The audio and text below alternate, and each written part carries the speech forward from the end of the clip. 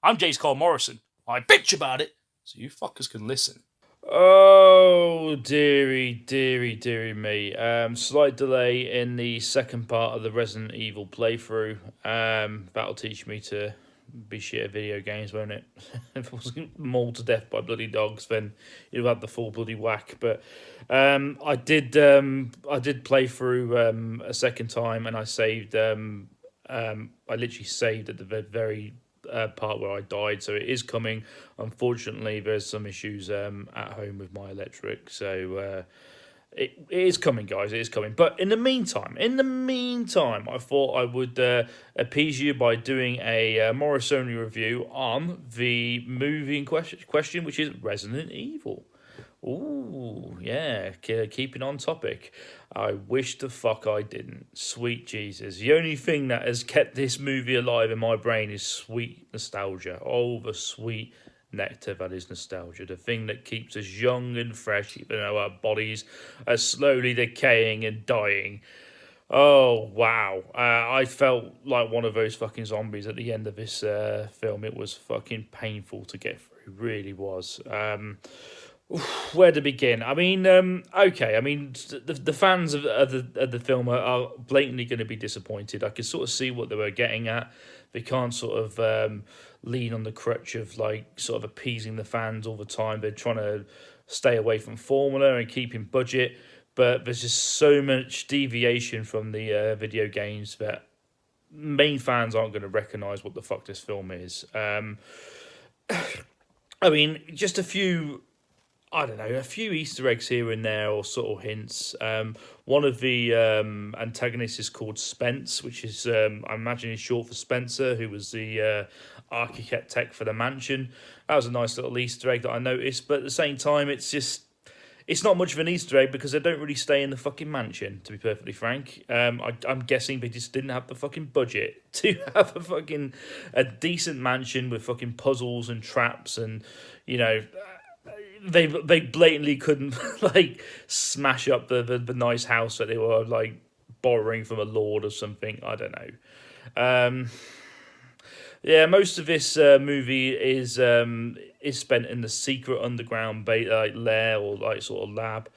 So you fans of the movie are going to think, oh shit, they've skipped all the juicy bits and have gone straight to the final fucking area. They literally ride there on a fucking train, which is the, you know, any Resident Evil 2 fan will know that's how they fucking escape. But even the layout of the lab is just it's boggling, mind scratching. Like you okay, you're an evil corporation, like an evil like pharmaceutical company. Okay, the whole point of the Spencer Mansion was to build a mansion, let it go derelict, and build the underground lair under it. Okay, that was the whole point. It was a derelict building that people would stay the fuck away from. All right, and you know, so you could have your like employees secretly sneak under. Okay, well, this mansion for one isn't derelict. It's guarded by two people, one of which has got superhuman powers. And well, although we don't know that yet, but you find us sort of learn that as in the future films. I mean, imagine me given like super awesome healing abilities and like special training just so you could be the fucking like guard at the front of the gate. That's basically what she is. You know, it's just it's just mind boggling. But anyway, this mansion is it's a mansion. It's a well kept like posh mansion, and it's like it sort of defines the point. And not only that, you go on underground, and then you take the train, which but obviously it's a subterranean train, and it goes straight underneath Raccoon City. I'm like, why would you do that? Like, why is it underneath the city? Like, surely it's like you want this like high tech facility like to be based away from the city, don't you? In which it boggled my mind. It's like, why would you do that? And it's clearly like different secondary exit points, like different ways to get into the lab that's underneath the city. So obviously, contamination is it hurt. It physically hurt to watch this film, and you almost sort of rooted for the like evil computer. Apparently, there's this like evil, nasty computer that sort of like effectively did its job and like sealed the building and basically ensured that this virus didn't escape. You know, where she was basically containing and quarantining this violence. Granted, it was at the cost of hundreds of lives, but it was it was for the greater good. It was so that it didn't break out and like completely like fuck up humanity. And at the end of the day, that you could say that there is an evil corporation, they're making illegal experiments. But are they illegal? I mean, they've been hired by somebody. I mean, surely they've been hired by our government to do this, or like the American government, excuse me. So how is it necessarily illegal? I mean, there's like the protagonist is basically saying, "Oh, these are dangerous, illegal experiments." Well, are they illegal?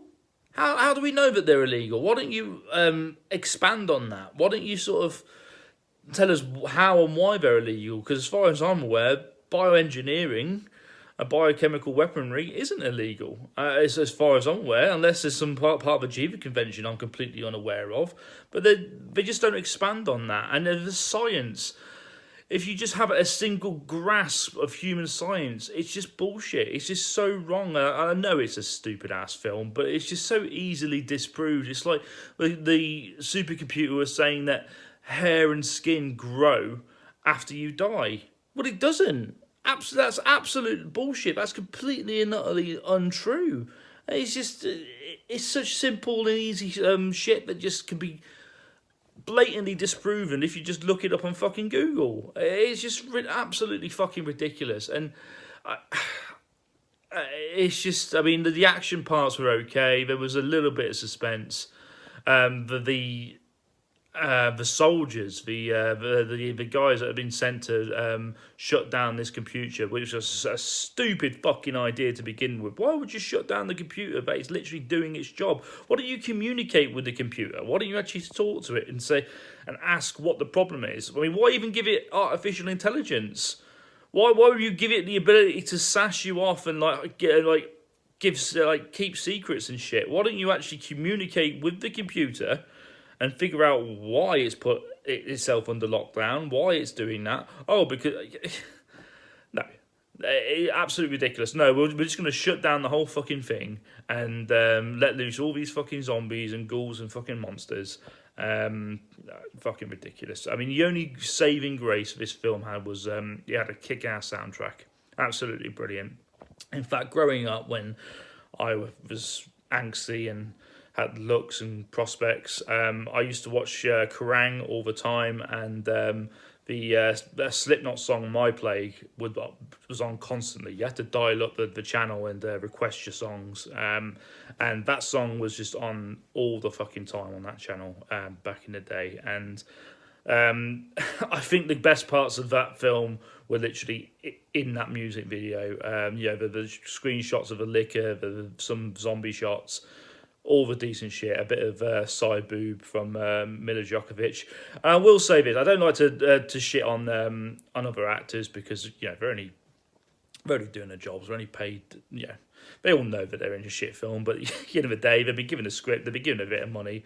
They're just cracking on with it. But Michelle Rodriguez, if you ever see a fucking actress called Michelle Rodriguez in your film, you know you're in for a bad time. I've never seen that woman, as fit as she is, I've never seen that woman in a decent fucking film in my entire life. Every single fucking thing she has been in is utter shite. Utter dreck.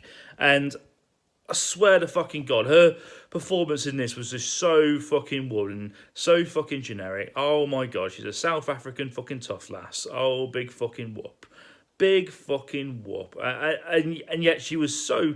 The entire fucking SWAT team was so blatantly incompetent, so fucking stupid. Every single thing that they did was just absolutely fucking wrong and just atrociously bad. Like every decision they made was just laughable. I mean, most of them died within the first 5 fucking minutes, and that was before any zombies got involved. It's just fucking ridiculous. Honestly, this is a stupid ass fucking film. It's good for what it is, I guess. You don't have to think. You're literally just watching it for the flashy tunes and the fucking the cool editing. The best parts was probably with the Cerberus dogs and the deformed liquor. And monster, which was basically the final monster. Not sure if it was a licker or a hunter. It was like sort of bits of both, sort of meshed together. I think. The evil computer did call it a hunter, although it definitely wasn't. It was it clearly had a tongue like a licker. I don't know what the fuck it was, but either way, I don't know. You get some Djokovic side boob, which is lovely. That's always welcome. And some kick-ass music. So it ain't gonna be hated by everybody, but this was a chore to fucking watch. It's available on Amazon Prime. If anyone wants to give it a watch, Resident Evil, do it for the soundtrack. In fact, I might even get that on iTunes right after this video. Anyway, thank you for your patience. All the 20-odd people that fucking watched the playthrough. I will be cracking on with the second part very soon as my power situation is sorted. And I'm uploading this on my phone as we speak. So, fuck it. Stay put. I'll have you at the minute. And meanwhile, enjoy the rest of the Foxy Stoat content. Fat has just beaten GTA 5, and I think the Bob is due to return to us, and I'm hoping he's got some cool shit planned. It was his birthday just recently, so give him birthday wishes, guys, if you spot him on the Twitter. Anyway, take care, guys. She'll see you soon. Bye.